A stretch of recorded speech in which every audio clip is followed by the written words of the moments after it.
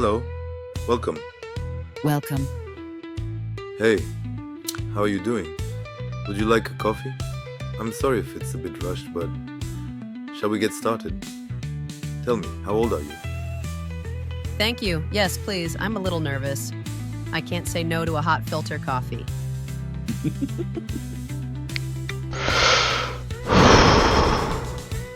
How old am I?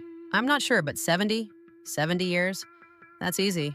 I've learned to let go of my expectations. I've lost some of the things I thought I had, but I'm still here, strong and beautiful. And I have dreams to look forward to. When I was young, I used to think that life would be all sunshine and rainbows. I had big dreams and bright hopes. But life can be so unpredictable. It can take us when we least expect it, shake us up, and shatter us without us even realizing it. Now here in a state guardhouse, the world outside the walls is alien to me. I know my days are numbered, and when I look back on my past, I can only think of one thing.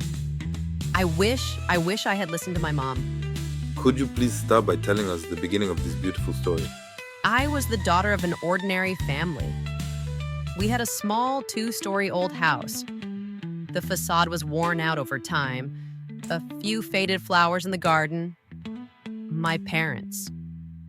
They loved me, but their lives were always spent working. My father was a civil servant. He was the breadwinner with his regular but low salary. My mother was a housewife. She worked in every corner of the house. She would get up early in the morning, air the house, brew tea, and look out the window at the people on the street, as if she was curious about their lives. Our street was quiet, but it had a living soul. When autumn came, yellow and orange leaves covered the sidewalks. A light, cool breeze would blow, and the tree branches would sway softly. In the evenings, my mother and I would go out on the balcony, breathing in the distant smells of food and looking at the light streaming through the windows of the neighbors. Everyone lived a small but warm life in their own world. I grew up in a middling neighborhood. We weren't poor, but we weren't rich either. Most of the time, we would play with the children of our next-door neighbors, and our laughter would echo through the narrow streets. But their lives were different.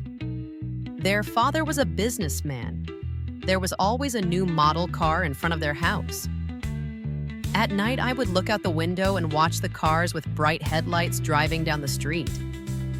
I would wonder who sat in them, what kind of lives they led.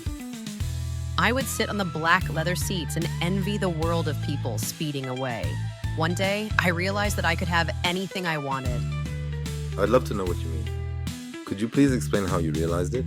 I'm curious to know what made you feel that way at that moment. The first time someone gave me something I really wanted, I was 17 years old. I met a man. He was much older than me, maybe the same age as my father, but that didn't bother me at all. It's because he offered me splendor.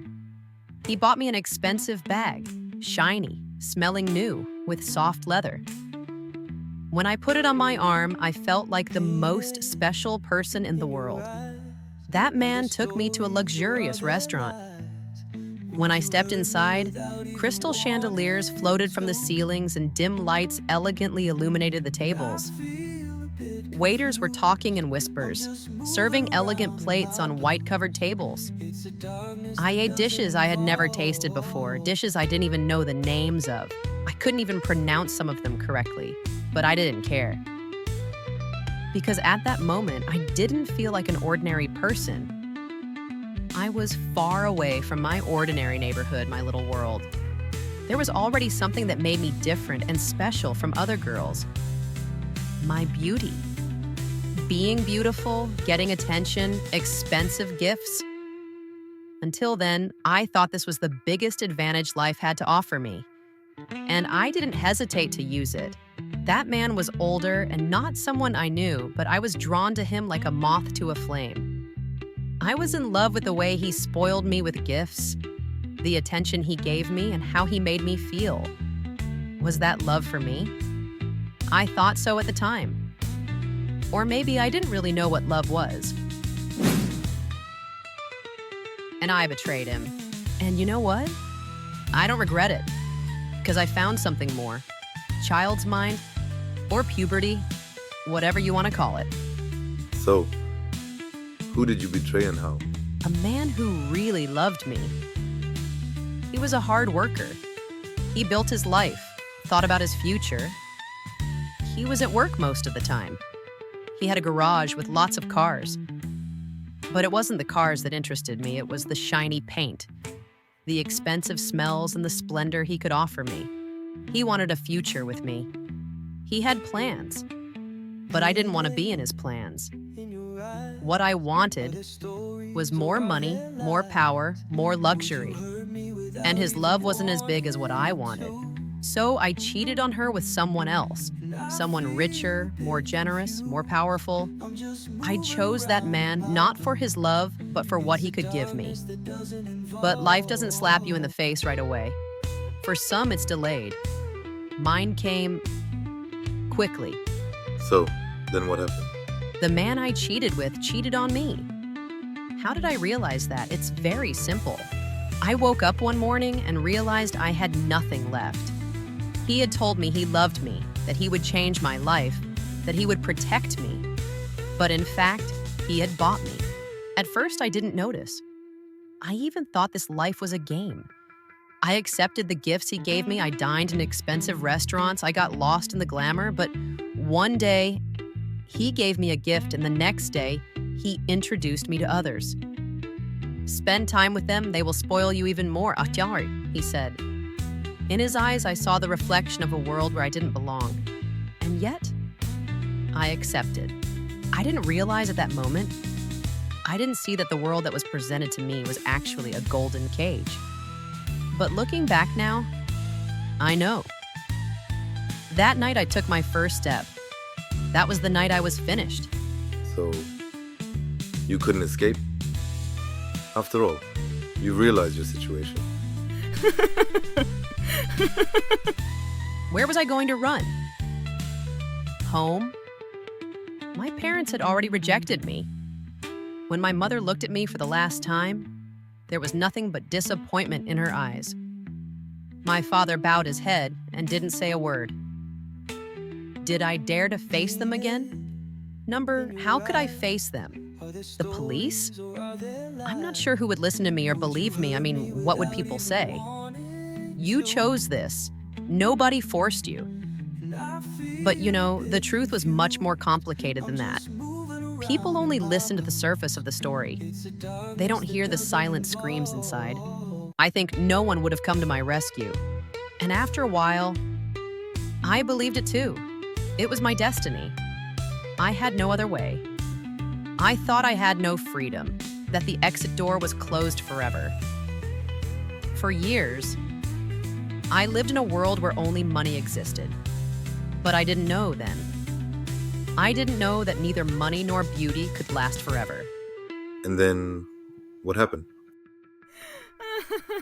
I've grown old. Once upon a time, I used to walk on streets decorated with lights, my heels echoing on the cobblestones. Everyone wanted me, but the years passed. I walk the streets, my heels now replaced by the dragging sound of my worn-out shoes.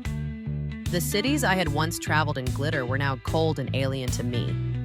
Buildings loomed over me like gigantic shadows. I used to be the center of attention. Now people walked past me without even looking at me. I stayed in dark hotel rooms with yellowed ceilings and the smell of cigarettes. Creaking beds, faded curtains. I looked at myself in the mirror, but the old me was no more. No one wanted me. But worst of all, I didn't want me either. And then, I saw young girls like me just starting out, accepting the false promises life offered them. I wanted to look at them and shout, "Run away!" I wanted to grab their hands and shake them, but they were just like me. They didn't listen to me. And then, nothing. I'm here. I'm waiting. I'm waiting to die because there's nothing else left. Have you ever thought about your family? Every day, when I woke up in the morning, when I looked out the window, whenever I was alone, I thought of them. but it was too late to go back. When I disappeared, they died too. My mother, my father, my brothers. They left without waiting a moment to forgive me. And I committed my greatest sin against them. I left them alone. If you are still young, if your parents are still alive, go and hug them. Listen to them. Because one day, it may be too late even to regret it. This person is real, but you'll never know who he is. Maybe you already know him. Maybe it's you.